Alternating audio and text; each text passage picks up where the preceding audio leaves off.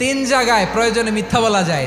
এক নাম্বার, আপনার ওয়াইফকে খুশি করার জন্য, সে একটু এরকম না বলে একটু কৌশল করে বললে খুশি হবে, ওটা বলা যায়। দুই নাম্বার, জীবন মরণের ব্যাপার, যান বাঁচানোর জন্য একটু কৌশল করে ঘুরিয়ে বললেন, এটা জায়েজ। তিন নাম্বার, দুইজন ঝগড়া লাগছে, তাদেরকে মিলিয়ে দেওয়ার জন্য কৌশল করে একটু মিথ্যা বলা, ঘুরিয়ে বলা যায়। দুইজনের মধ্যে দেখলেন যে সম্পর্ক খারাপ, একজনরে বললেন, ভাই সে তো ওই দিন আপনার ব্যাপারে অনেক প্রশংসা। কি আমার ব্যাপারে প্রশংসা? কি বললো? এই বললো আপনি নাকি এই করছেন ওই করছেন, অনেক প্রশংসা। লোকটার মন খুশি হয়ে যাবে তার ব্যাপারে, ঠিক কিনা?